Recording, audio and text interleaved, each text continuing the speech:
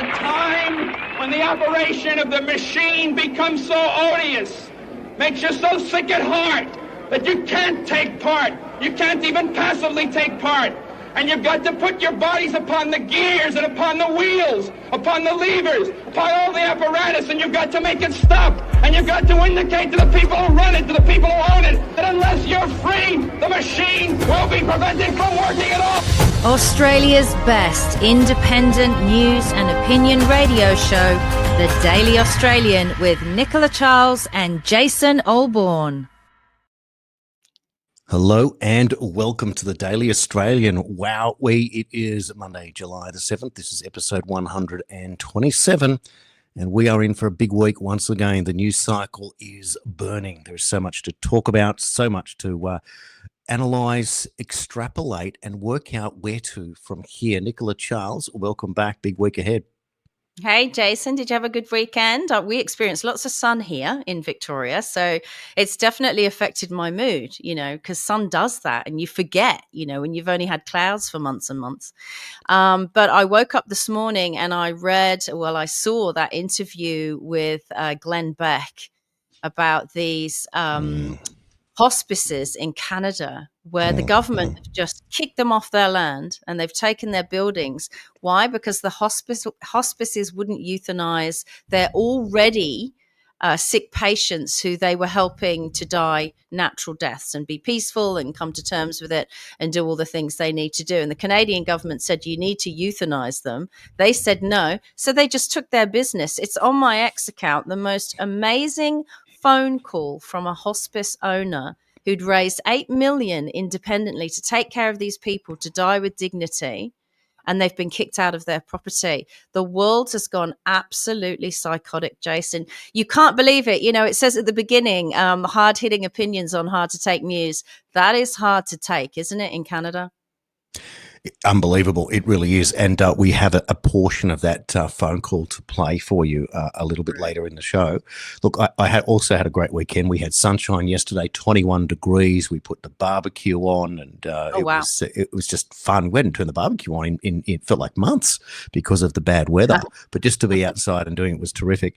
And, of course, we had one game of soccer at the weekend and my son scored his second goal in 3 games and he's developing, and he's really enjoying it. So that was a hit as well. So it just felt like it was a real old-fashioned weekend, which we've been missing for some time.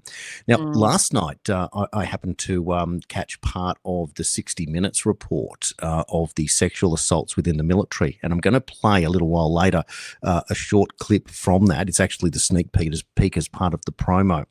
Now, the reason that it's so important to talk about, and this is all our narratives weave together, and people who have been watching the show understand that.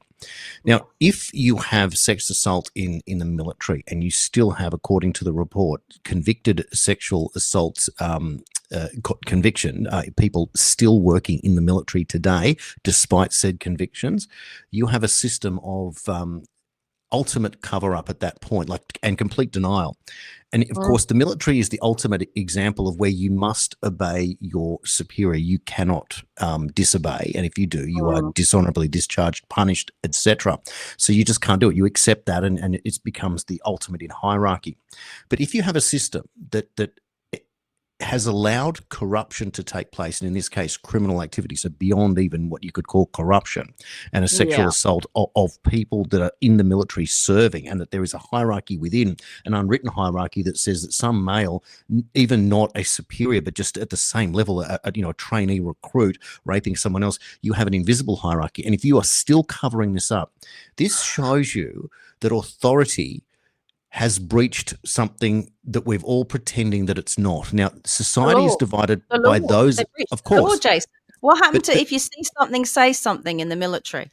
Exactly. But if you live in a society, and this is the problem that we have today, that there are those that watch independent news that realise that they've been hoodwinked, and that's generally how you arrive here, that something happens to you or you realise something, you go, that's a bridge too far, I can no longer support the status quo and the current system. And there are people that will absolutely deny it. That's why they believe in the jab. That's why they believe in the immigration policies. That's why they believe in the current prime minister, and they'll believe in the next one, even if it's from a different party, and they will never challenge the system because they can't cope with the fact that authority could do them a disservice, let alone what they're actually doing. And we will talk about weather modification today, et cetera, et cetera. This is the point. But there does come a point, and sadly, when and it's everyone is broken. And people know that, but they still want to trust. But when you don't, then you say, okay, I'm out. I'm going to do something different. Then you have to ask yourself, what methods can we use to do it? So I think it's really, really timely, therefore, that Stephen Tripp's going to be here in just a moment and introduce him, because he is the president and founder of Australians for Better Government. And I think that this is a really good starting point for somebody who's tried to work in the system, was a One Nation candidate, then joined the Liberals, or got kicked out of the Liberal Party, for goodness sake, is an engineer by trade, like a father of young children, a husband. Now, how can this man be a fringe player? And we're going to introduce him in a moment and we'll have the chat. But this is the point of what we're doing. And I know it goes on ad nauseum, but we must get better at what we do and present real ideas. But I feel like now that what I saw last night on 60 Minutes, I don't know how long it's going to be before people put their hands up and go, well, why is David McBride in jail? And why are these people still serving? Like, everything is wrong. Authority is upside down, and we have to change things. My question is this. I was thinking about this driving this morning. If the law, as we know it, is not protecting us, how do those bureaucrats, you say authority, I think they have more responsibility than authority, how do they feel safe? Because if the law isn't protecting us, doesn't that sort of encourage lawlessness? Therefore, how and why do they feel safe? It's interesting. Yes, absolutely it is. Well, the other great news is that lots more subscribers coming through, and thank you very much who are taking up on the annual plan and also on the founding member plan. But I just want to welcome Pauline and Jeff, who became founding members over the weekend.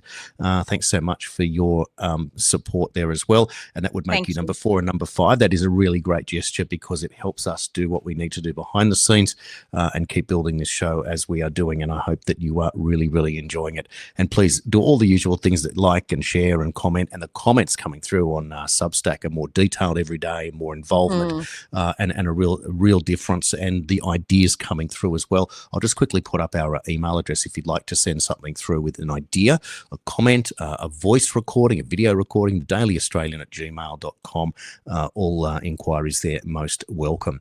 Well, Nicola, I think it's time. What we'll do is we'll bring in Stephen Tripp right now. I'll just read out a little bit more about him. So Stephen Tripp is the founder and president of Australians for Better Government. In 2022, he stood for the federal election for the seat of Warringah. I believe that was Tony Abbott's old seat.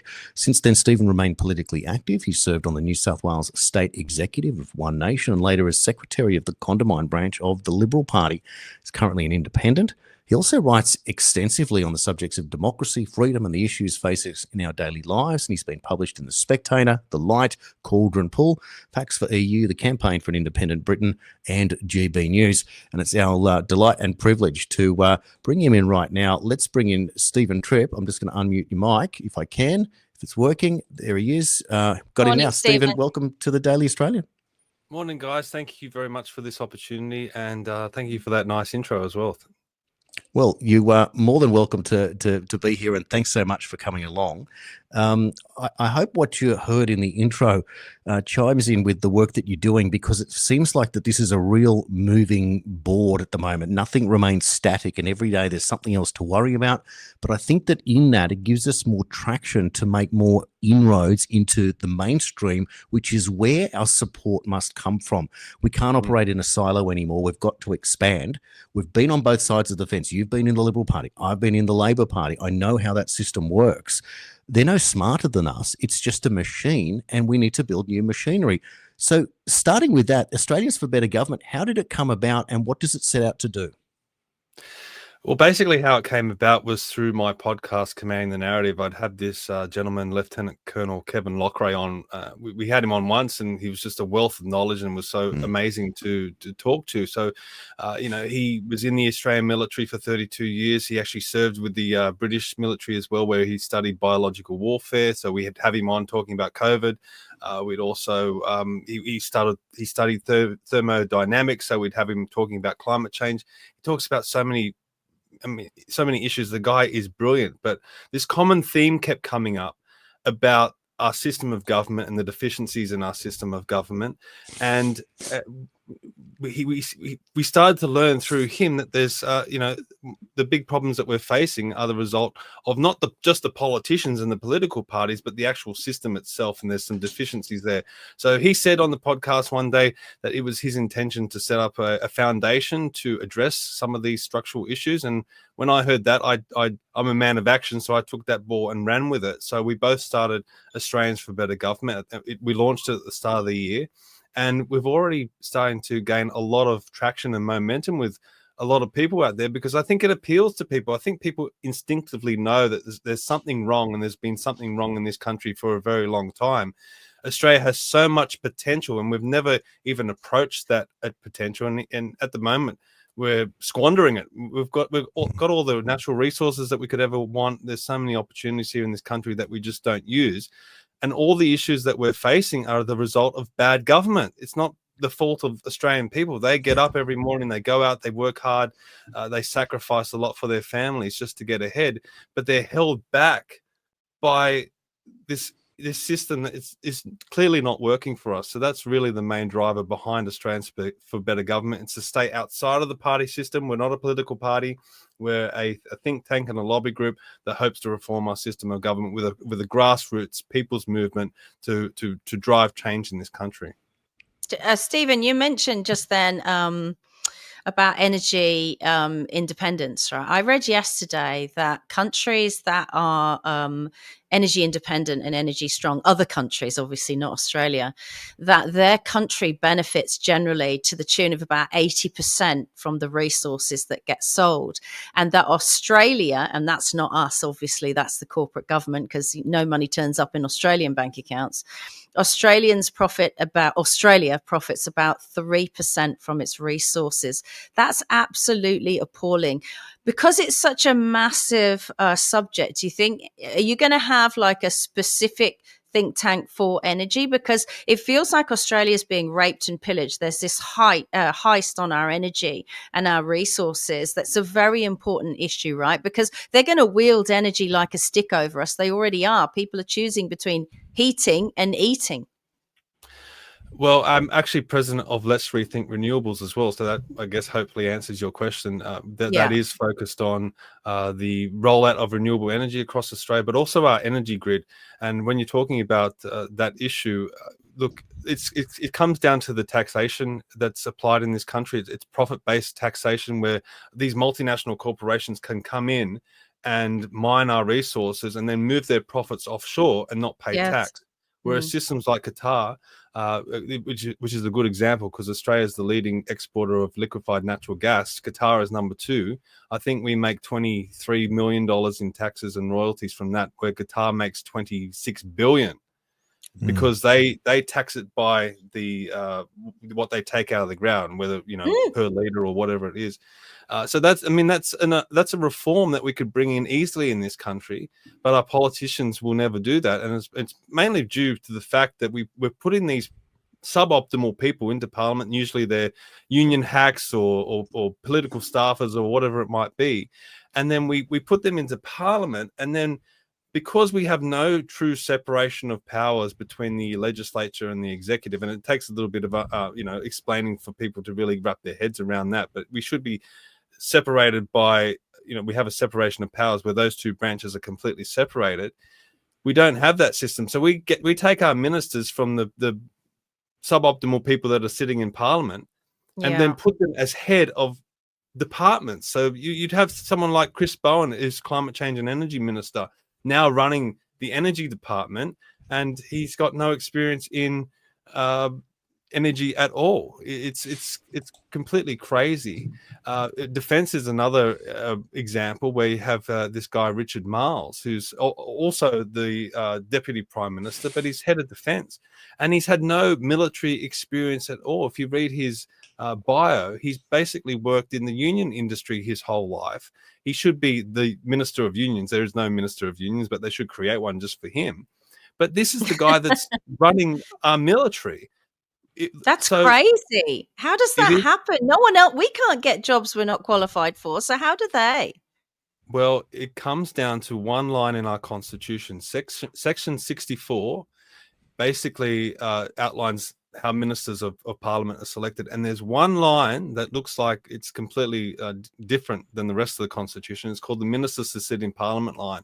And basically what it says is that ministers have to be selected from the legislature of the parliament.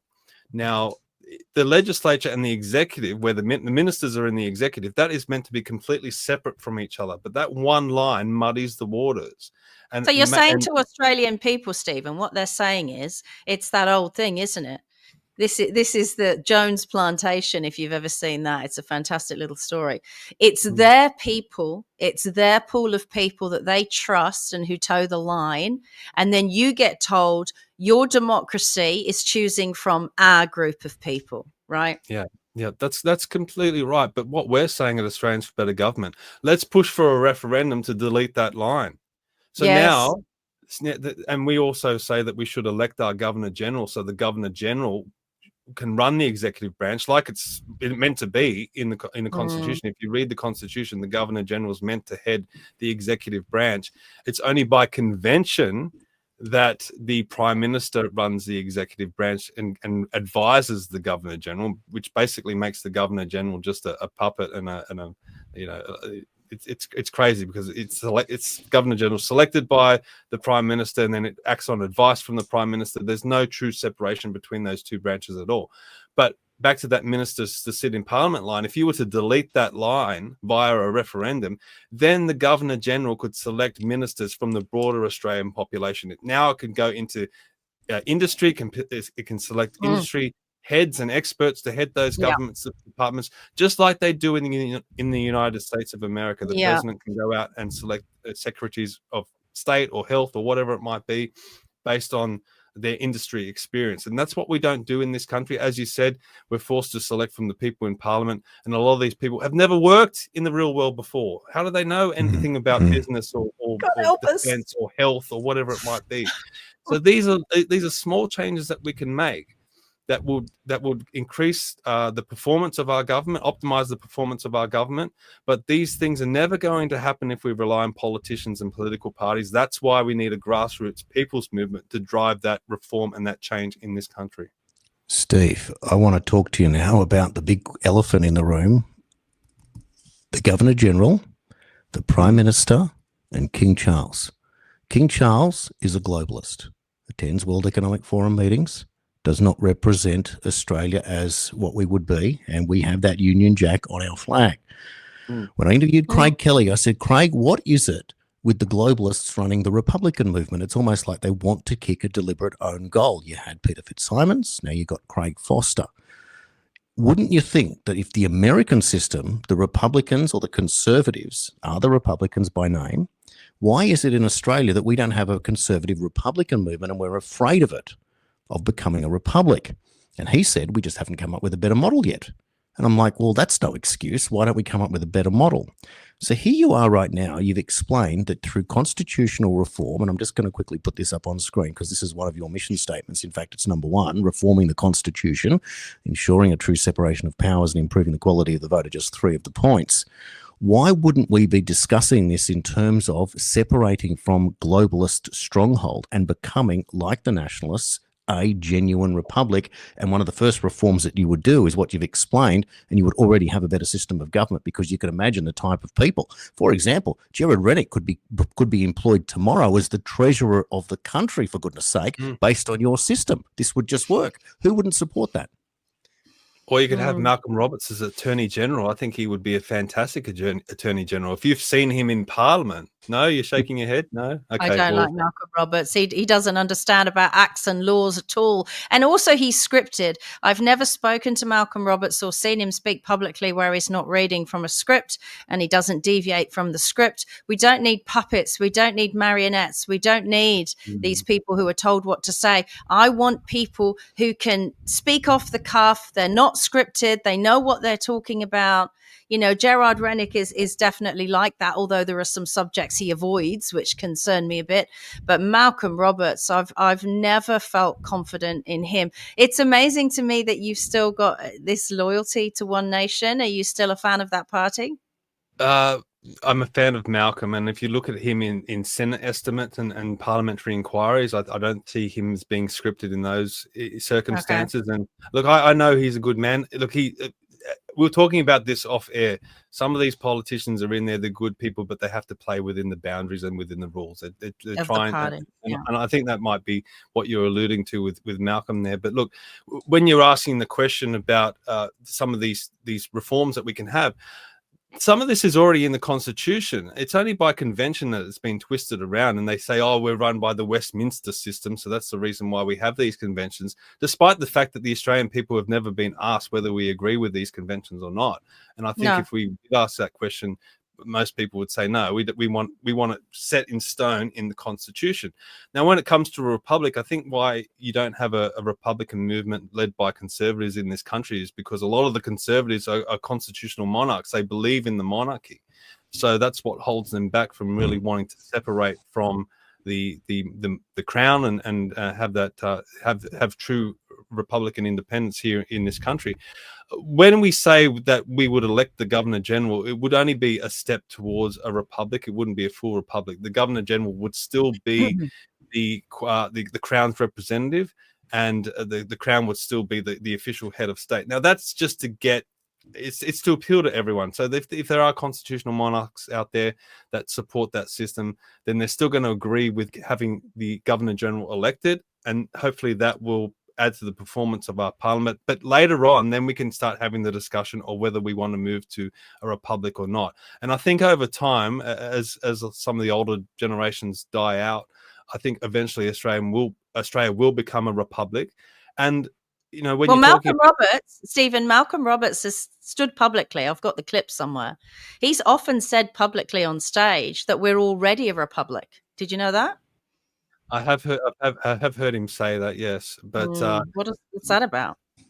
Look, I can't. I'm not here to defend Malcolm Roberts, but look, we can only talk about what we can do, and you know, to have the Governor General sit as a puppet of the Prime Minister there's no true separation of powers between the legislature and the executive, and that's what we're trying to balances. There's no checks and balances on any of them. I mean, there should have been a public referendum about supporting the war in Ukraine before soldiers and boots on the ground were sent, right? They don't give public referendums for anything unless they think it's going to go their way. I think they spent over 40 million, maybe more, on this Voice to Parliament referendum. That failed.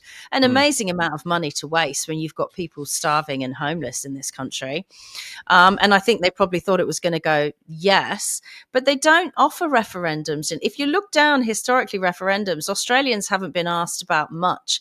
I think you're right. I think the whole system of governance, look, I'm pro-governance. If anyone comes on this show and thinks, oh, she's anti-establishment, she's anti-government, I have become anti-monarchy, so a republic would be something that I'd be interested in looking at, really and truly, because I think we've been let down horribly. But I want to be pro-government. I want to be pro-governance. I think there's a way of governing, and I'm sure that's what you're interested in doing, Stephen, that benefits the country and benefits the people. But, you know, the separation of power, the separation of everything we've got in this country is that when something benefits this corporate Australian government, that doesn't filter down to the Australian people. It doesn't benefit them in any way. In fact, quite the opposite, right? It's just almost taken away from them.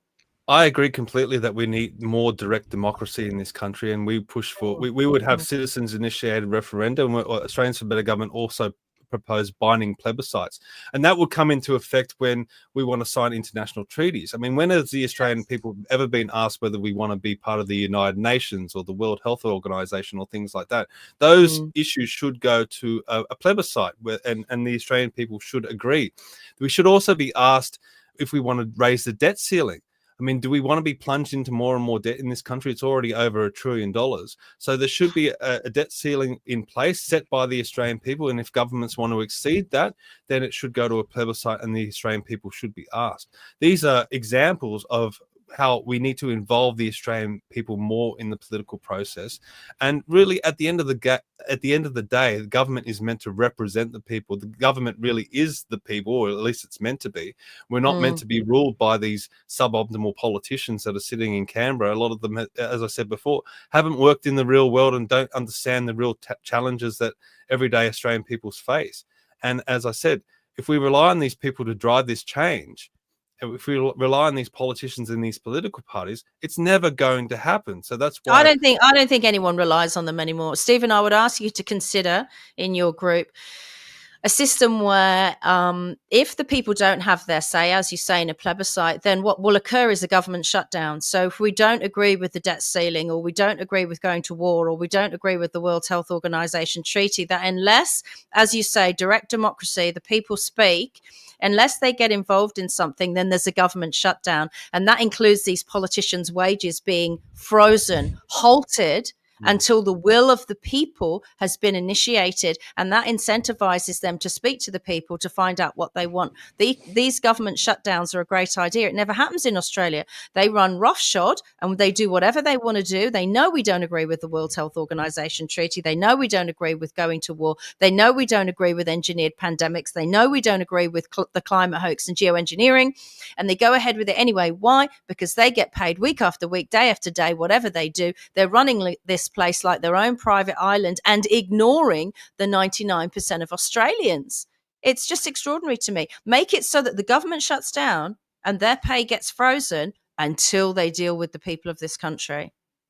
Look, we support recall elections. I think that would be one of the answers for that. But for specifically what you're talking about, I need to state that this is not a defined position of Australians for Better Government as yet. I like your proposal, but what I would say is if we did, say, for example, have a plebiscite where we set a debt ceiling and the government exceeded that debt ceiling, then what would happen, and this is just me thinking out loud, we would then it would trigger a double dissolution where the parliament would be dissolved and the Australian people would go to an election and both houses would be completely dissolved and we'd start from scratch again. And then it would be up to the Australian people on who they elect and who they move forward from that. And look, the politicians are not going to want to go to a double dissolution.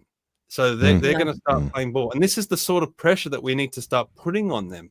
As you said, they have no accountability. They're basically ruling the roost. They're enforcing more and more restrictions on the Australian people. And it's time for us to go, hey, it's time for us to turn that around and put the pressure back on you guys. You guys are the servants. We are the masters. The Australian people are the masters. The politicians are the servants. And you guys the Australian people need to make it clear that that's the situation and that's how it's meant to be.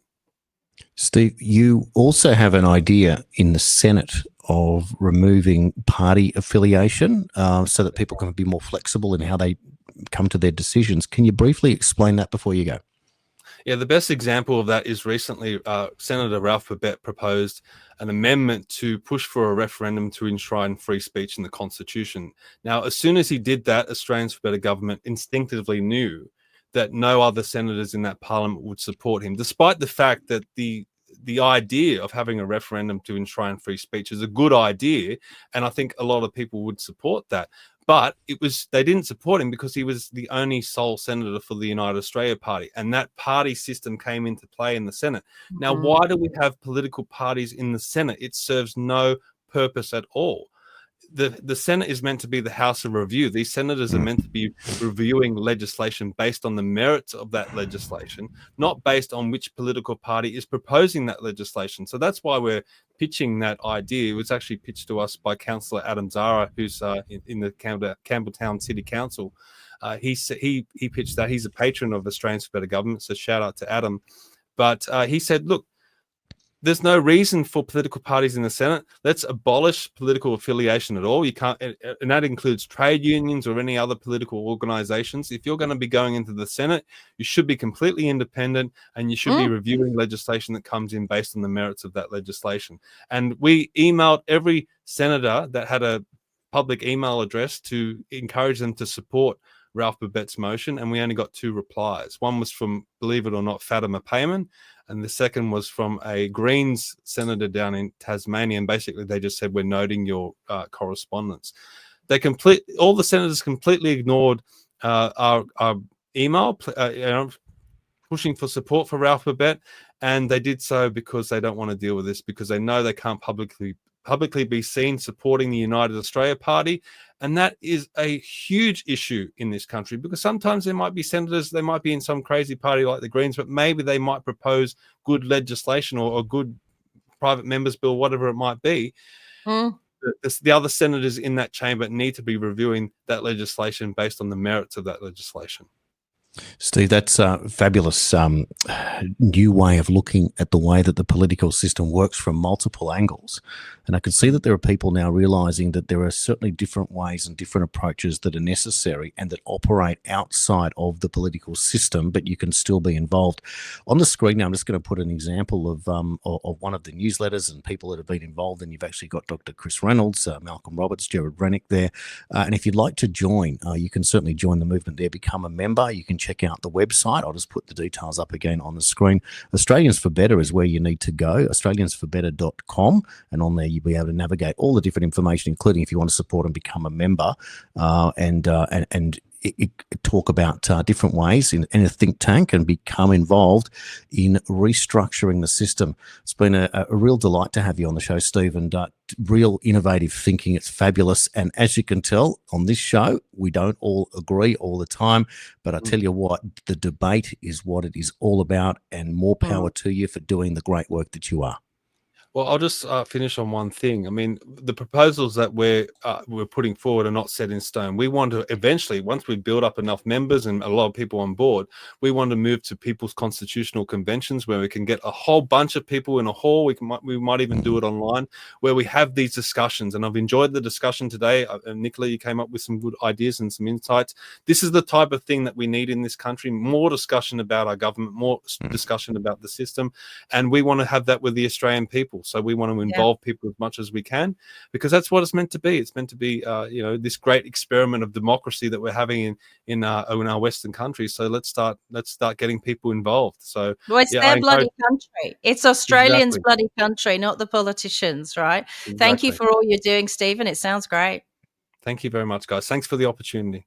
Well done. Well, you are a busy man, and I'll let you go and keep going, as will we here on the Daily Australian. And for those that are watching right now who love what they're seeing, please subscribe at thedailyaustralian.substack.com. And you can also help support independent media if you'd like to with our $75 annual plan. That works out at about 30 cents a show. And it's just like the old newspaper, The Sun and The Mirror, Nicola, when you could purchase that, the afternoon newspapers back in the 80s. I think they were 25 cents. And they went to 40 cents or something like that. And that's where I'm giving you that comparison for. So you're paying for news at a price that is cheaper than a newspaper from 1986, an afternoon rag nonetheless, and you get it on video, and there's a whole lot to talk about. So thanks everyone. There's no page 3. There won't be any page 3 on the Daily Australian, though. Those days are gone. How much the world has changed in 50 years, Jason. It's really crazy, isn't it? Absolutely, it is. Well, I think that was a really nice way to start the week, because new ideas, new discussion, new debate, and now we're going to get into to the nitty gritty of what's going on for the week and looking ahead, etc. So some of the stories we're going to talk about is what happened in Texas with the flooding and the idea of weather modification, and Marjorie Taylor Greene coming out with a new bill. We're going to talk about there's a shooting that's occurred in Victoria where there's some very untoward activities in terms of no body cam footage from police. Now we're asking a lot of questions. We've also got, a lot of, we want to talk about the story with Authority and 60 Minutes, etc. And we'll get started. And of course, the other interesting one is the introduction of Elon Musk's political party that have got a whole lot of people concerned that it's going to affect MAGA. But I tell you what, I think it's going to go the other way and affect the Democrats, because MAGA is thriving, the Democrats are failing, and people are sick of that particular policy. And to talk about that, Mark Cuban, the billionaire businessman who came out and endorsed Kamala Harris, right?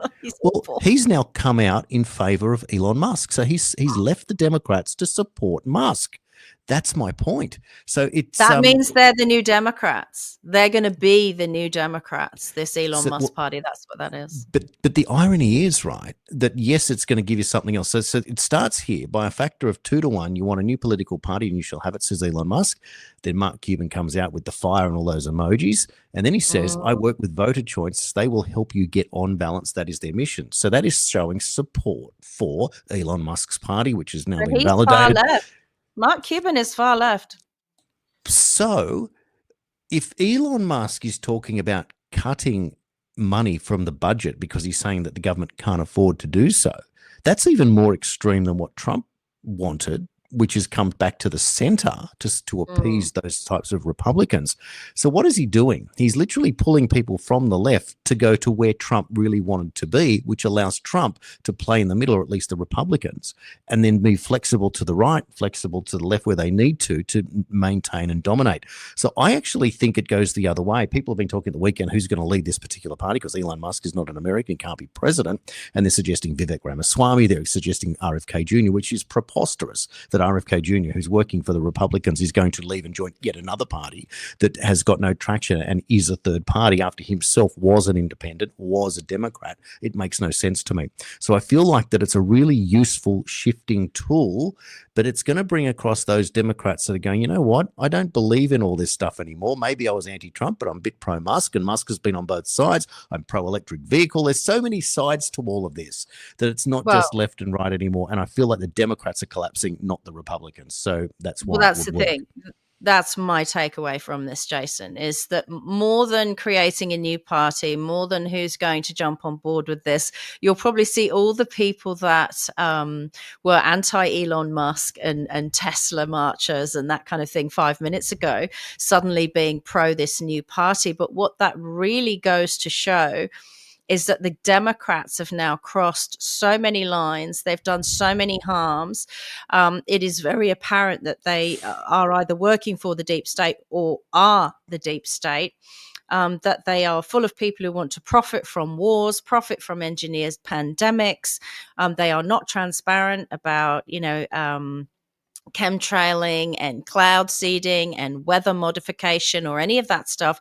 I mean, I'm trying to think of a Democrat, a serving Democrat who seems to have any integrity whatsoever, who isn't just someone who's out on social media trying to tear down any ideas that anyone who isn't a Democrat has.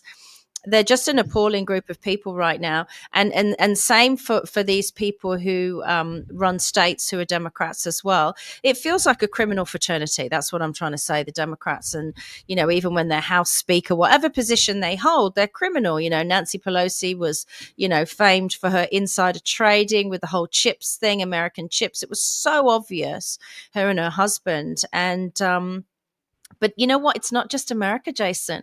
We need that here as well. We need other party options.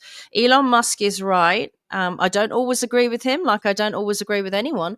But these two-party systems around the world have to end. I know there's a danger of it then sort of diluting the vote. But when we see that these two-party systems are too open to corruption, they're too open to lobbyists. It's like something I read over the weekend that said, if you're with any of the big four banks, you need to leave. Why? In any country, because big banks only want to do business with big businesses. So they don't care about the individual. They don't care about small businesses. They don't care about the little guy. And it's the same with these political parties. We need political parties that are not running their own extremist ideologies, but are listening to the people who they want to vote for them. We say we're from these democratic nations in the Western world. We're clearly not. We haven't been for some time. When you think about what Steve was saying with the parties, and it is interesting how it's mapping out. So we've lost Rennick from the Senate, who became independent, but now One Nation has 4 senators. So when you consider the power or the power vacuum in this country, One Nation holds the key for third-party politics in Australia. Ralph's got 3 years left on his term, subject to no double dissolution, and he will be gone. He knows that. He said that. So you're down to the One Nation and whatever else can be accumulated from that point. So at the same time, there are obviously lots of people that don't associate with One Nation, and there's lots of groups, media organisations, etc. And we're kind of separate. So there has to be a conduit to new ideas, and there has to be a conduit to building political support, such as Australians for Better Government, such as other things that we can do. And one of them has to be the way. For decency. Do you remember when the Democrats, Joe Biden, said decency is on the ballot and they're the most indecent family? Look at Hunter Biden. They're the most indecent family there is. And they said, it's decency on the ballot. It's us over Trump. He's not decent. You're not decent.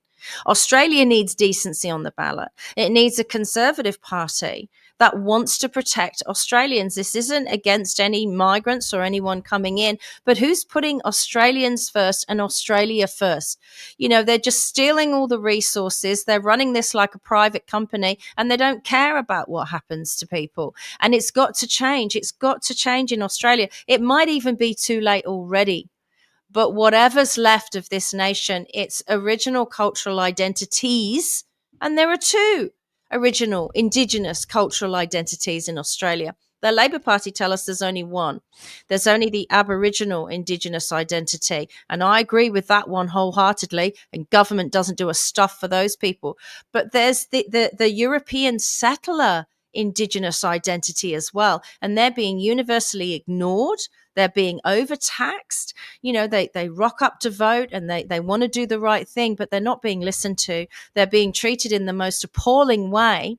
And if you say anything about it, because they were European settlers, well, you're a racist.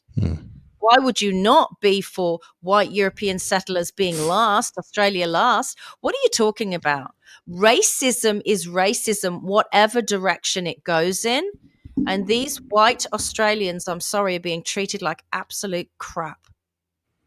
Well, it's not just an Australian thing, is it? This is an international plan, and we've only got to look at what's happening in the UK. Now, you can argue it whichever way you want, and you can pretend that it's not happening. And when we bring this up about immigration, etc., I always quote Dr. Gavin Ashenden. And the reason that I do is that he's a man that's far smarter than I am. He was the chaplain to Queen Elizabeth. He converted from Anglican to Catholicism, which I find interesting in itself, and he left the employ of the Queen because his opinions were considered somewhat to be maybe belonging to the Queen. But he explains that his Islamic friends told him that the plan was to take over the UK. That is their plan. He said, I tell it to people and they look at me like I'm crazy. And he's doing it. So if the UK, and by definition and extrapolation, the globalists are following the same immigration model, and it is a globalist model that they are looking to bring it in, people in. Now, who's not doing it? Trump has put the line in the sand and said, we're not doing this, and we're having the whole ICE thing. So he's gone completely the other way. So therefore, they are not the same. So you can't argue that it's happening everywhere because at least there's a resistance. And if there's a resistance, it means that there's an opposition to this particular plan of the Islamification, which is only one part of it, because you don't have to be from the Islamic faith to want to come in as a migrant. But there is also the subplot that this is what's happening, the increase in Islamic mayors, etc., in the UK, introduction of Sharia law, etc., and other things as well. So if you are going down this and you are opening the floodgates and Trump is shutting the door, one, by definition, the opening of the floodgates is technically an organized invasion, if you will, a permissive invasion, allowing it to happen.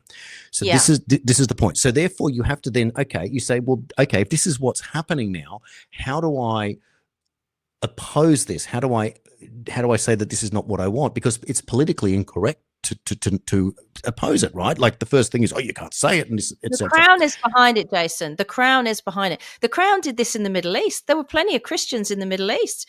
My friends who I always talk about in Australia who are Iranian, they're Christian. And that's why they decided to leave, right? So the Crown removed all the royal families from these Middle Eastern nations forcibly and brought in all these Islamic leaders. And I think they're trying to do the same in our countries, which is really terrifying when you think about it. Well, if you understand that it's a real thing. Sorry? Anti-women. To think that the Crown, Yes. that the monarch is bringing in a very anti-woman agenda, and we're talking about diversity, equity, and inclusion, but women are going to become, as valuable as a goat. We're second-class citizens, and we're seeing it across the UK with the rape gangs. We're seeing it here. My friend was assaulted here by a migrant from Afghanistan. Do these monarchs expect any kind of respect from us, from half of the people, the women, the mothers, that we're now in danger? Thank you.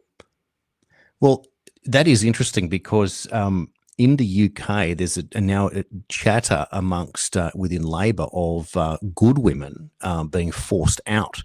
So again, it's this go along, get along in this system. So what I might do is I might play you a clip now from GB News on this particular subject about women in the Labor Party. Take a look. What is it with Labor? I mean, when you said it had a women problem, and this has been something echoed actually by Louise Haigh after she got fired as Transport Secretary. What's going on? Is number 10 too blokey? We obviously know historically they can't elect a female leader, but just speak to what the atmosphere might have been like last week for the Chancellor with so much criticism of her in the press. I think, we women who get in the way or who get a bit awkward get briefed against, i.e. the people who have paid an awful lot of money, the unelected kind of lads. Now they're in number 10 that were in the Leader of the Opposition's office and sort of dotted throughout those Labour networks. They're paid a lot of money and they brief against mostly women. If you look at since Starmer became Prime Minister, Sue Gray, Lou Haigh, Annalise Dodds, all of the people leaving, Vicky Foxcroft, me, all women. I don't think that's a coincidence because, I've heard recently that some other Secretary of States have been briefed against, but the journalists haven't gone with those stories, mostly if they're political editors who are women. It's all part of the pattern. Women who are awkward get shunted out of the way or their lives get made to feel very uncomfortable. That's interesting. The other one that springs to mind is the Culture Secretary, Lisa Nandy. She's also been the subject of rumours, and Bridget Phillipson, actually, who I interviewed earlier, and we're going to play it out a little later. These people might be reshuffled out. Yeah. Not really hearing that about any of the men. No, it is always the women. That's an interesting observation. Do you know anything about these rumours of a row between the Chancellor and either Angela Rayner or the Prime Minister? Have you heard anything from your insiders? Angela Rayner is obviously not in the same political sort of wing of the party as Rachel Reeves. I imagine they probably do clash over things like the spending on all of the houses and all the other projects that Angela Rayner is in charge of. But I don't personally know any of those rumours. It's a very tight-knit circle and I've never been part of that. No, fair enough. It's interesting, isn't it, Jason? This is very, very interesting because I'll tell you why this is interesting. And look at the potential Democratic mayor of New York. If you are, and we know they are, I think there are over 50 councils, 50 mayors actually in the UK that are Islamic mayors now. If you are setting up a political system run by Islamic politicians, they are going to find it very difficult because women are not seen as equals to work with female bureaucrats. And it certainly looks like the Labour Party, at least in the UK, is cleaning out the females so that that's something else that they don't have to deal with. And again, if we had an honest press in this country or the UK, and I can't believe you mentioned the Sun and the Mirror earlier, I can't believe we don't have a free press, that their pieces of silver that they're getting from these governments and these organizations are so worth it that they would throw away all of their principles and their just, their vigor to want to get to the truth for these pieces of silver. It's disgraceful. They're in on a conspiracy themselves. No wonder Nuremberg happened. I just can't believe that there should be headlines in the free press women under attack, female leaders being taken out. You could literally, I'll make one up later, a front page news headline, and these people need to be held to account. Now, it seems like, with people like Ursula von der Leyen and the European Union, if they're on board with everything that's happening, then those females are allowed to remain. But we even had Anthony Albanese with a Ballarat member say in Parliament, smasher, under his breath, and it was picked up by the microphone.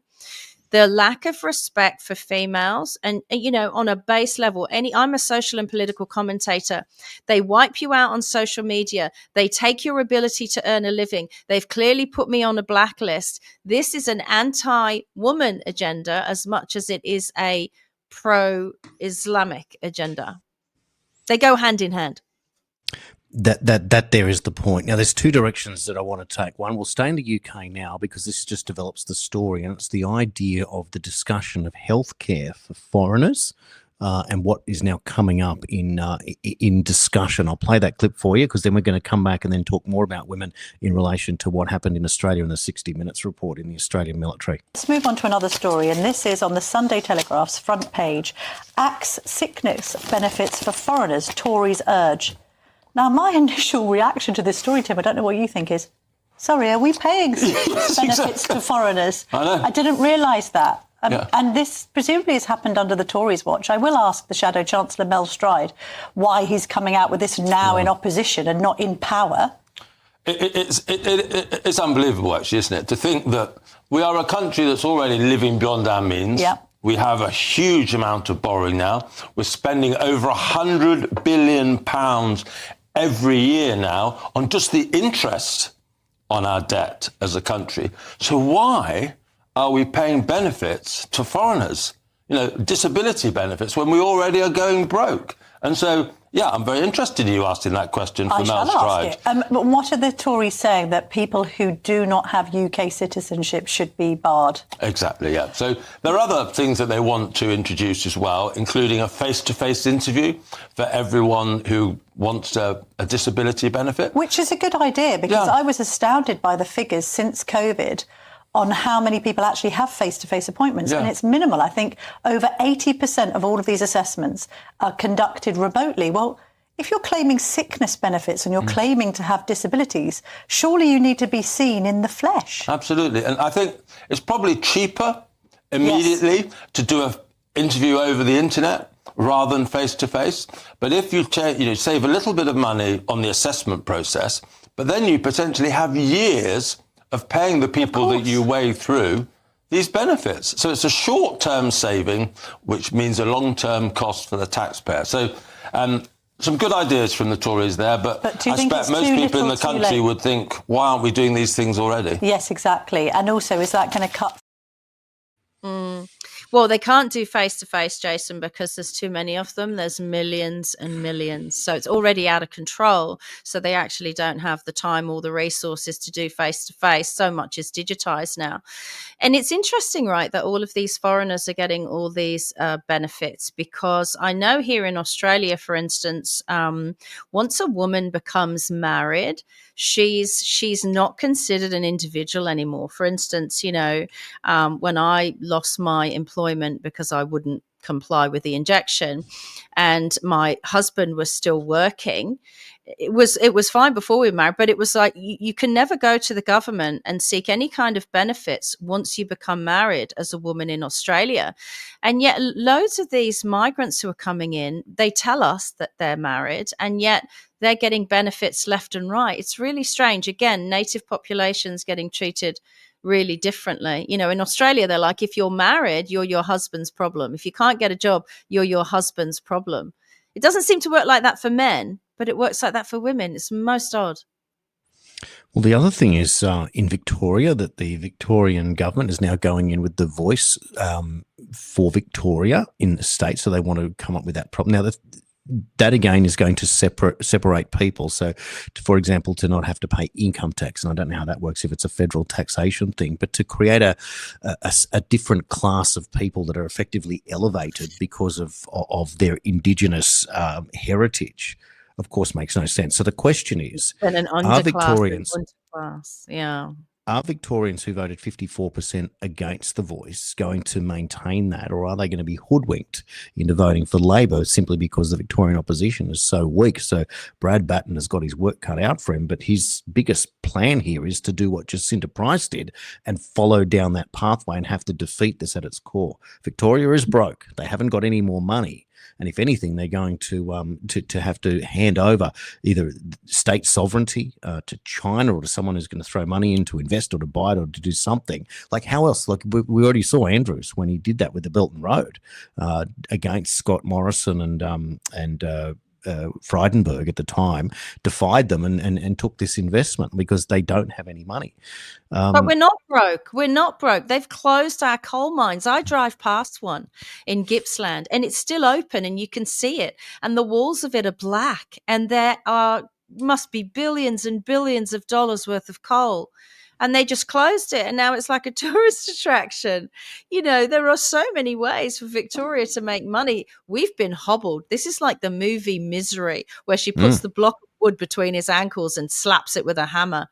Victoria has been hobbled deliberately by its bureaucrats, and we've just become this consumer state. We've got this warehousing where these trucks turn up and we're living off the tit of China because we don't make anything. We don't build anything. Everything in the shops is crap. You know, it's really awful. You can't get anything good anymore. Victoria isn't broke. They've done something here. This is a deliberate financial collapse, I believe, as I asked the other day to a guest a question, so that they can initiate bank bail-ins. And they're already talking about this in the European Union. Ursula von der Leyen saying she's going to use private savings to invest in a new green future. Excuse me, what? Not without our permission, you're not. And these bank bail-ins are the same thing. They are going for broke. You know that expression, going for broke? Our politicians are deliberately trying to break our countries and our states. That's what's happening in the UK. Why bring people in after a pandemic? 2 seconds after a pandemic, when we were locked down, businesses went out of business. Loads of people are on Centrelink because they couldn't go to work. And then you bring in more need. You bring in more need at a time when your own citizens are in need. That was a deliberate collapse, Jason. Independent media has been able to present an alternative, obviously, but it's the green shoots of new ideas that when they finally break through this brick wall. So we were all censored.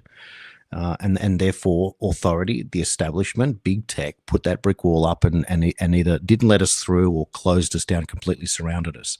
But the green shoots of ideas sometimes get into the mainstream. Things that we've talked about in the independent media that the mainstream didn't want to. Jeffrey Epstein, for example, is a perfect example because now with the Diddy trial, even though that didn't go the way that everyone had hoped, but it brings it to the main. Harvey Weinstein, the Me Too movement, etc. It changes things. And so obviously I'm leading towards the 60 minute story in a moment, but this is my point. But before we get there, I want to explain that we worked at the radio station in the past, as did Chris Smith at the same station. Chris Smith is now on 2SM, which means that he's now talking to a mainstream audience. I want to play you a clip that he from last week on his show where he's talking about green energy, because I want to make the point now that if we are now opening up green shoots and maybe knocking down this brick wall and creating a pipeline of ideas into the main, we are genuine influencers to the mainstream media. Now, we know that the mainstream media doesn't serve us, and what we are trying to do is become better than the mainstream media. So when people actually realize what's going on, they'll come over to shows like the Daily Australian and they'll go, what, episode 300, episode 1000? When did these guys get here? Whatever it is, when they get here, they get here. And hopefully it's tomorrow and not in 3 years' time. That being my point. Have a look or listen to Chris Smith now on the show and realize just how far we have come. And then we're going to come back and touch on the 60-minute story, which advances it even more. Take a look. I make no apology for death-knelling the massively expensive and unreliable renewable rollout which is underway in this country. Not because I draw some kind of twisted political satisfaction in watching project after project fall over, but because someone has to keep pushing back against what will send this country broke and blacked out. It's as simple as that. The latest comes from the energy basket case that is the state of Victoria. The Australian reports today that Spanish offshore wind developer Blue Float Energy is on the brink of selling its Gippsland project. Sources have told the paper Blue Float will exit Australia altogether as the industry faces enormous costs, logistical barriers and a lack of transmission infrastructure. In other words, it makes no economic sense, with or without billions of dollars in taxpayer subsidies. It's a dud of an industry, and these foreign renewable groups are finding out the hard way. And sure enough, the major issue of transmission infrastructure is causing all sorts of drama. No wonder they're trying to barge this through without appropriate approvals and local consultation. A key Electricity Commission transmission line between New South Wales and Victoria has now been derailed for a further 2 years.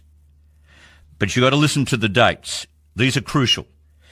This is only emerging this week, but the VNI West project will now be delivered in late 2030. But hang on. That's compared with the original 2028 deadline, adding to fears over a botched transmission to renewables. How can Victoria still shut the doors of its coal-fired power stations in 2028, which they intend to do, all shut, when they won't have a line to carry renewable power from New South Wales to Victoria and vice versa until at least a further 2 years? The state is absolutely headed for an economic shutdown. It'll be like Dan Andrews and his ridiculous lockdowns, but without a pandemic. Where does this leave the grand green plans of Anthony Albanese, Chris Bowen and their pesky green comrades? Offshore wind is Bowen's renewable nirvana, the solution to decarbonising Australia, except it's super expensive, grossly unreliable, economically flawed, and even the greedy foreign renewable giants are now running a mile from it. And this is not just a domestic problem. As the Australian reported today, the International Energy Agency has warned that globally, offshore wind project costs have risen as much as 40% over the past 2 years due to inflation, supply chain pressures, rising interest rates and more, conditions that are now hitting Australia's pipeline as well. As I've always said about this ridiculous transition, you don't unpick reliable and affordable baseload power sources before the alternative system can prove it's ready to take over. And that's not the case. Otherwise, we end up shutting down the country, which will be a complete and utter national economic disaster. It's impressive, isn't it? Because that is a complete destroy of the government as we see it today in the mainstream, and it comes exactly from what we've been talking about, put together by the very capable Chris Smith there. That's what impresses me about that. Australia is becoming an unnatural disaster zone. Mm-hmm. Unnatural. These are all man-made unnatural disasters, from pandemics to floods and fires. It's all deliberate.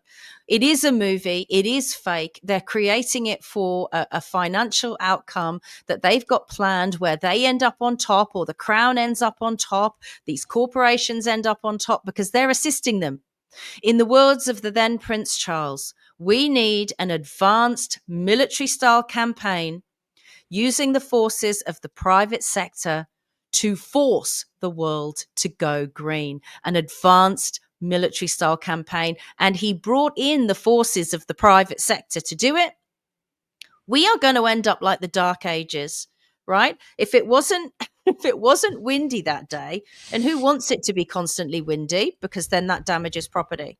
But if it wasn't windy that day, we can't use wind power. And it's not really windy most days unless they generate it, right? What if it's really not sunny that day for solar energy? Well, they're also telling us they want to block out the sun. We've just had a sunny weekend here in Victoria, first time for a very long time. What if they keep moving forward with their blocking out the sun plans? We don't have the minutes from the meetings with Bill Gates and Anthony Albanese. If you block out the sun, your solar panels are not going to be that great. And people took out remortgages to put them on the damn roof. These people are creating Australia to be an unnatural disaster zone. It's deliberate. They know what works and what doesn't work. They're selling it to us on virtue signaling and ideologies that are flawed, that are not based in fact, and they don't care because at the end of the day, they are going to profit and we are going to lose. Well, the environmental catastrophe that's forming from the green energy monsters that have no economic understanding, but it's more than that, it's deliberate. Everyone knows that you can't replace a system that's unproven, replacing a proven system with one that's unproven. We just know that that is destined to fail. It's so obvious. But the fact that they all go along shows that these politicians and their opposition are not fit for purpose. I'm going to cross to a quick clip now from New Zealand in relation to bees. To show you more of the environmental bullying and the catastrophe, showing you that this doesn't just apply here in Australia, and then we'll go around. There's a few more stories we need to cover and put it all together for you. Required us to burn it within 7 days. Otherwise, that we face criminal charges. I just love how they arrive, they throw literally raspberries in my face and say they do not care, and treat my staff terribly. There was no disease in these boxes. These boxes were clean.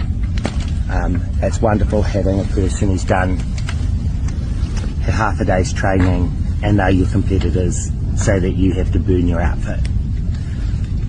This is what's happening in New Zealand under the Biosecurity Act. Controlled demolition of a food supply. No bees, no food supply, no pollination. Controlled demolition. And there it is. It doesn't get any more obvious than that, doesn't it? If you get going after the bees, and these bees, there's nothing wrong with them, but you are just saying it a compulsory attempt. It is very, very disturbing. And this was attempted in New South Wales, and people have reacted and done what they've needed to do to resist as much as they can, and that's all part of it. But that's just disgraceful.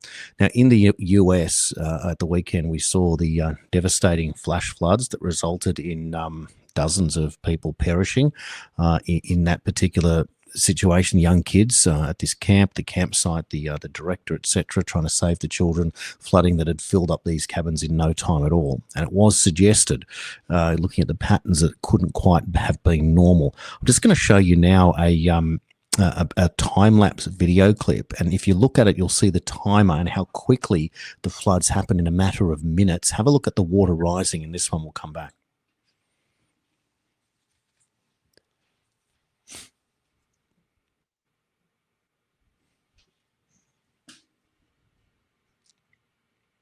Yeah, I heard, Jason, that water rose in 45 minutes. This is it. So you're looking there, that quick was only in a couple of minutes. It's just unbelievable how it could be that quick and to wipe out these camp zones, which were popular tourist sites. It's not like they were in areas that weren't, being used regularly. So when do we designate this as a terrorist attack, Jason? A lot of people have died. A great number of people have died. Some Christian schoolgirls on a camp are still missing. When does this get considered, if not terror, then murder? Because if you know that you're going to cloud seed and create a lot of water in an area, and you did not give the people of that area a heads up and a notification that we are going to create a lot of precipitation in that area at this specific time. Of course, they wouldn't notify you because there would be court injunctions from people going, no, you can't. My farm is on at low level, or there's Christian schoolgirls at a camp. You'll kill people. So they just do it without telling us. Isn't that premeditated murder? Well, once it's proven, of course, what else could it possibly be? Here is Trump's one of his responses. I just signed a major disaster declaration for Kerr County, Texas, to ensure that our brave first responders immediately have the resources they need. These families are enduring an unimaginable tragedy with many lives lost and many still missing. The Trump administration continues to work closely with state and local leaders. Secretary of Homeland Security Kristi Noem was on the ground with Governor Greg Abbott, who is working hard to help the people of the great state. Our incredible US Coast Guard, together with state first responders, have saved more than 850 lives. Goodness me, it's astonishing. Well, now, it's not working closely enough with them, Jason. I sent you something earlier from NOAA. These people are working independently to do this, and they are definitely not informing the commander-in-chief. And it's not enough to come out afterwards saying I'm working closely and are going to help in the disaster.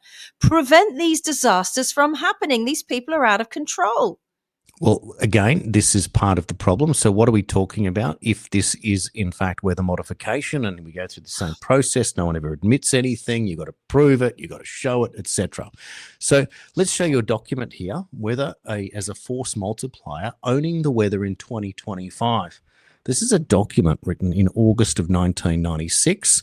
And then if you look at the executive summary, and the writing is a little bit small, so I'll read it out, where the arrow is a high-risk, high-reward endeavour. Weather modification offers a dilemma not unlike the splitting of the atom. While some segments of society will always be reluctant to examine controversial issues such as weather modification, the tremendous military capabilities that could result from this field are ignored at our own peril.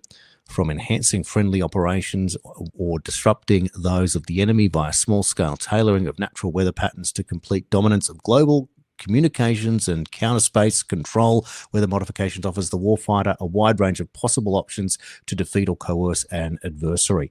So that's just part of it there. And here's a little bit more of the operational capabilities matrix. So you can use it to degrade enemy forces, flood lines of communication through precipitation enhancement, precipitation denial. You can literally force a drought or fresh water.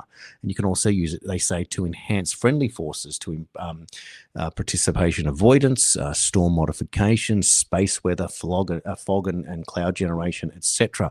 So it's clear what they can do, right? That's the point. It's clear what they can do. What's the key word, Jason? What was the key word you just read out? The enemy. So is this a civil war? Someone's being allowed to treat Americans and Australians, like the enemy, because we've had terrible floods here, and then, they happen to build it back as a smart city. They did it in Lismore, I think it was called. Why are we being treated like the enemy? Who is attacking us? This is an attack, just like the injections were an attack, just like what's happening financially is a banking attack. Either our governments are culpable in this conspiracy to attack us, or they are just complacent and they're standing back and they're letting it happen. Our military is not protecting us. Our politicians are not protecting us. The goddamn crown is not protecting us. How are they getting away with it? Well, this document that we just put up on the screen is dated August 1996, and that stamp on the left says that it is approved for public released dissemination. So in other words, this was once considered a conspiracy theory, and the opposite now holds. It's true and it's fact. How far of it is a fact? Well, Marjorie Taylor Greene has said that she is introducing a bill that prohibits the injection, release, or dispersion of chemicals or substances into the atmosphere for the express purpose of altering weather, temperature, climate, or sunlight intensity. It will be a felony offence. She said we must end the dangerous and deadly practice of weather modification and geoengineering. No person, company, entity, or government should ever be allowed to modify our weather by any means possible. And she's added Tim Burchett on as a co-sponsor of the bill. So in other words, it's now made. That's how it works. It's now made. The US government, they're going to load up a bill. They're going to write a bill. They're going to present it to the Congress, to the House, and see what happens. But it's in the process. We're a lot further along than we were before. No one should have died. It should never have happened. And these things continue to happen. So someone has hijacked the system for their own benefits and ends as usual. And yes, these people need to be held to account. And yes, these people, when found, need to go through the process and locked up for the rest of their lives, if not worse. Because what else could it possibly be if you are doing this for whatever reasons that you think are justifiable, and little children have lost their lives and families have been destroyed forever? It is unacceptable at all levels.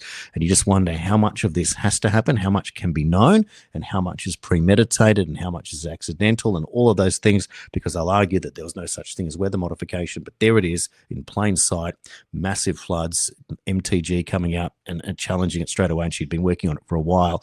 It's just, the timing, at least something positive must come from that at this point. Trump said, we have weapons you can't even imagine. Don't treat us like children anymore. They know which planes were up there. They know who owns those planes, and they know which airport they originated from. They know who owns them and who's operating them and who's been given open slather to do that. I don't care if it's the deep state. I don't care if it's George Soros. I don't care if it's Bill Gates. I don't care if it's King Charles the effing third. Stop these monsters from killing people. If they're not killing us from the air with floods, they're killing us from the air with bushfires and wildfires. We've seen that all over as well. They're killing us from needles with stuff they're telling us is good for us. They're killing us with bad food. RFK Jr. has admitted that on national television. They are destroying us financially, and they are destroying us with migration. This is a controlled demolition, a collapse of our civilizations in the Western world. Even if tomorrow a switch was flicked globally and it stopped and it went back to normal, our countries are unrecognizable to the countries they were in 2019.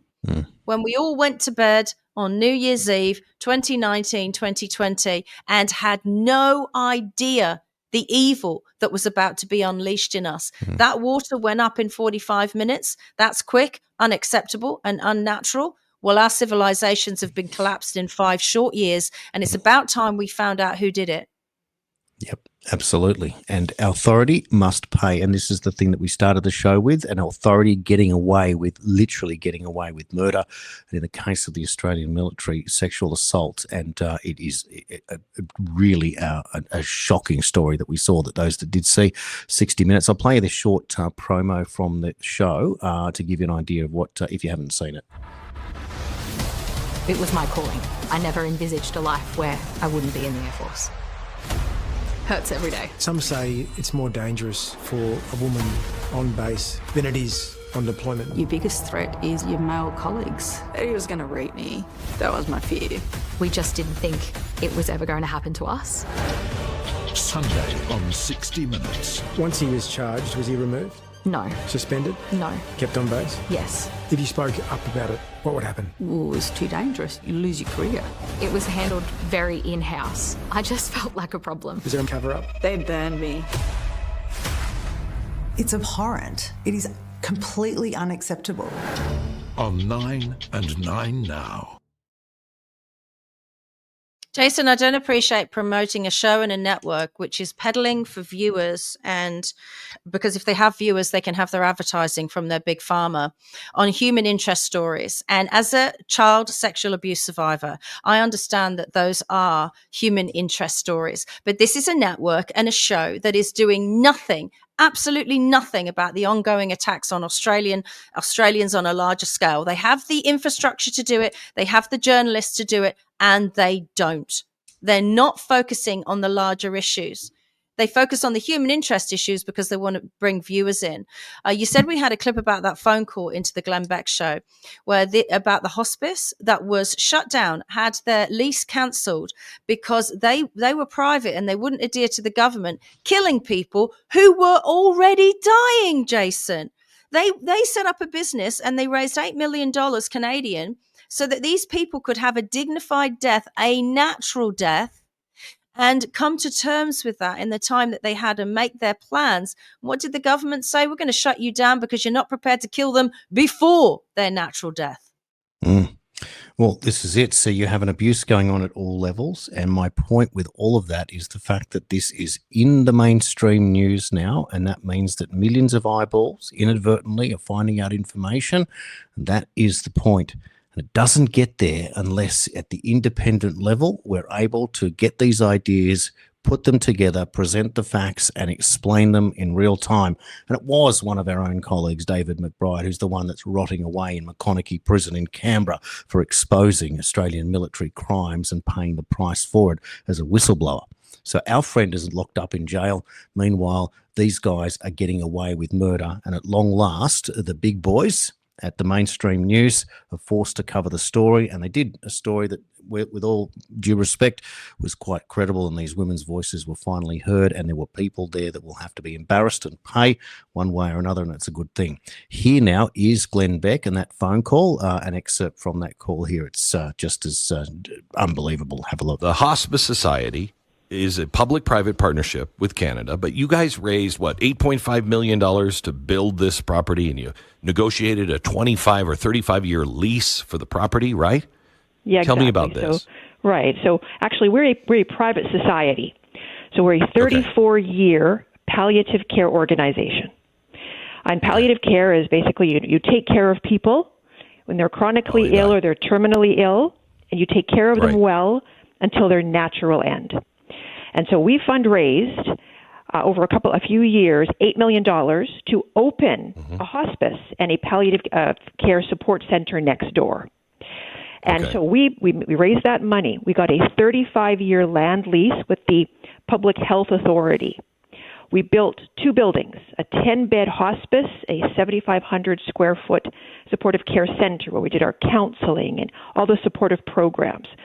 And then the service agreement was for operating costs. So every year they'd give us, when it ended, $1.4 million. And when we built those buildings, we opened them and we operated our program with the hospice for 10 years. Everything went fine until this thing they call the state euthanasia program called MAID, right, came into law. And then the province basically came to us and said, you're going to have to start providing euthanasia. You're going to start killing your patients in the hospice because you're getting public money, right? We said, absolutely not. We absolutely will not. At which point, you're exactly right. The fascism kicked in. I just call it stone cold communism. And said, you're not going to get any money if you don't start killing your patients. So then they canceled that service agreement, in which we said, that's fine. Look, we don't need your money. We'll be fine without your money. Which apparently is the wrong answer. Because then So then they went after the lease. And we had 25 years left on that land lease, and they canceled it. And now these incidentals, like the buildings on them, they just consider those to be like some kind of an old shack or fence, and they expropriated them. So at the end of the day, they evicted us, the organization, from our buildings. They expropriated those assets, which were valued at $8.5 million, kicked us out, and took our stuff. And then they started to operate our hospice, and they put in the euthanasia. There it is. Jason, the Canadian government wanted them to kill people who were already dying. You don't need to worry about them using your resources in the future, One World Government. They are already dying, but they weren't dying quick enough. So they've kicked out a private organization. I understand their first mistake was leasing land off the federal government. But my God, can you believe they will kill at any cost, at any level? You can definitely see why in Australia they closed the Vaccine Adverse Reaction Compensation Fund, right? They don't want to pay you while you're sick for whatever life you've got left. They'd rather you weren't here now. I'm surprised we don't have MAID in Australia. When will Labor be bringing that to us, Jason? Well, Labor is more concerned with turning Anthony Albanese into a rock star. Here he is, patting the backs of all these kids at a school and being treated like some sort of rock star. And it's just interesting the types of kids that we saw there at the school, and the school that Albanese chose to go in and get this rock star greeting. So it looks like there's a bunch of new Australians in that clip. And of course, that's who Albanese appeals to just the same. So if you are destroying your old support base, you better bring in a new support base to keep your power going. But at some point, you just get to a stage that what you have seen today in terms of your power, in terms of your personal safety, if you're working for the government in defence, that in terms of what you're seeing there, if you're sending a loved one to a hospice in Canada, if you have if you're keeping bees in New Zealand, if you are going to a campsite in the United States, all of these systems that are being used against us one way or another. And as we can see, it seems very much like, one, an invasion, two, a cull of what was the European migrants to our own countries. It just feels like that's the way, and that there is a process of resistance. As much as we all want to flick a switch and change this overnight, and many of us years ago when this started thought that this may well be the case, and yet we are a decade into it and we keep fighting every single day and wondering when it is that we're going to get that to happen. And I don't think that we are. I just don't think there's going to be that flick of the switch moment, which we all hope will happen. So therefore, there has to be systems in place. We talk about political parties. We talk about joining them. We talk about reaching out to different candidates. We talk about running. We talk about all these different things. So today we had a different approach. Stephen Tripp there from Australians for Better Government was one approach to it. And there are other ways that we keep doing it. We get better at independent media, and we ask to become professional at what we do so that we can compete. And therefore, we have to make incremental change until the revolution hits. And that's the point of why we do what we do. And that means that the interactivity and the more eyes that see what we're talking about will understand that we're presenting old ideas, new ideas, changing of the narrative in real time to become that credible news source. And if there's one more person that watches the show today and appreciates what we're doing, we are winning, but we need to win at a much higher rate and develop a much bigger pipeline to send these stories over to where you guys are watching, mainstreamers who have come over here. Thank you for coming and watching what we're doing. And that includes those guys at the Australian Signals Directorate who are obviously watching in as well. And of course, a cheerio to you, Julie Inman Grant, who has someone in your office watching our show as well, seeing how you can prevent what we're saying. But we're just talking logic, and soon that'll be the case where, you know what, you won't be able to deny it, and you may even get on side at some stage realizing that you are part of the people that they want to get rid of at the end of the day, and all of us. And that's the crazy thing about what's happening here. So what is it all for? And we've talked about that in the past, and we'll continue to talk about it again. But it's been a really busy day on the show, Nicola. There's one good news story I'll get at in a moment, but please just let me know your thoughts on where we are. If I were the Australian Prime Minister, if I woke up tomorrow, the first order of the day for me would be to outlaw, I would use that language, public-private partnerships. I would kick all of the corporations out of Australia if they didn't play ball and they didn't pay for what they want. You want our natural gas? I'm not surprised. It's great. You're going to have to pay. Pay up, because it belongs to the Australian people. You want our lithium? You want our coal? You can have it for the right price. We won't be in partnership with you, so you can sell it overseas and not pay tax, but you can buy it from us for what it's worth, and that money will go back to the Australian people. There wouldn't be debt in Victoria. There wouldn't be federal debt in Australia. Over a long period of time, these people have crushed this nation with greed and their partnerships, and it has to end. This country has to become a country again and not a corporation. And all of these wrongdoers have to be removed. The reason Anthony Albanese was in a crowd of children, of which whom none of them seem to be European settler children, that's fine. I understand we're in a diverse nation, but none of them, that's what you chose. None of them, no little blonde-haired, barefoot Aussie kids. Why? Because you know that the people who have lived under your reign, under your totalitarianism, you and Daniel Andrews, we wouldn't vote for you to run a 7-Eleven, let alone this country again.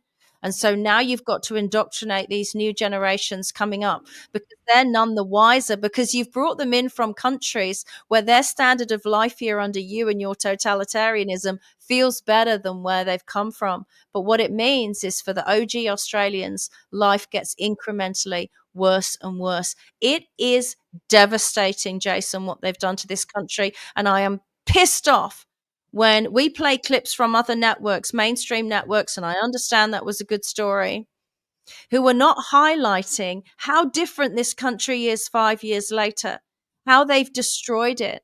And until those people call out these politicians, instead of taking their pieces of silver to do what? Not to address it, not to talk about it. Don't call out the government. Why? Because the new Australians, they watch Channel 9, they watch Channel 10. They think that's the good old regular Australian television. So we can't have anyone on there calling out. No, you need to tell everyone you know to watch the Daily Australian, because we will call them out. Yep, sure will. And we will continue to do that tomorrow and ongoing. There's another story that we haven't had much of a chance to talk about today, and we'll follow this for you. This is in Victoria in relation to this police shooting, where we've learnt that we don't know how many shots were fired, who fired first, or how many officers were involved. And Victoria Police claim that the deceased man shot at them, but admit they can't confirm key details. and no body cam footage has been released. So controversy there. That's an interesting story developing. And the others want to hear, this is kind of cool. Dutch engineers made bricks that grow moss, purifying air, absorbing CO2 and cooling buildings like living walls. So wouldn't you know it, that there is a way to, well, look after the world that meets all of the criteria of the crazies in the green movement that tell us that 432 parts per million of CO2 is going to kill us all. Well, that's all you do. You put a bit of moss on the walls and you don't have a problem anymore, and you can burn as much oil as you need, gas, etc. Isn't that funny how obvious So that house really is essentially a tree, right? So it absorbs the CO2 and then puts oxygen out as part of its process of eating the sunshine and the moisture. And we all know that moss loves moisture. So if you're in a wetter climate, which it looks like we're all going to be with all this cloud seeding, that's a really good idea. You see, this is the kind of ingenuity, the human ingenuity that's being lost because people realize that an unproven green energy idea is going to make lots of people wealthy. It's not about making people wealthy. You told us it was about environmentalism and saving the planet, but oh no, the simple ones, no one's making lots of money from mossy bricks, Jason. That's the honest answer to that one. Well, they are there. If you are in the Netherlands, you might want to build or replace or renovate, and there it is. Let it happen in real time. It's pretty exciting. Well, it's been a busy show, a long one again, but I hope you're enjoying it. I trust that everyone is, and thank you for your support in whichever way that you choose to do so. The likes, the comments, the sharing, etc., the ideas as well, and of course the subscriptions as well. And our $75 annual plan is popular, and thank you to our foundation members as well. And you can look all of that up on thedailyaustralian.substack.com. Thank you so much for watching the show again today. Lots of differing news stories. I hope you got lots out of our chat with Stephen Tripp as well. So go over and check out what he's doing. Thank you for watching The Daily Australian with myself, Nicola Charles, and Jason Olbourne. We tell it like it is here on The Daily Australian, and we'll do this all over again tomorrow.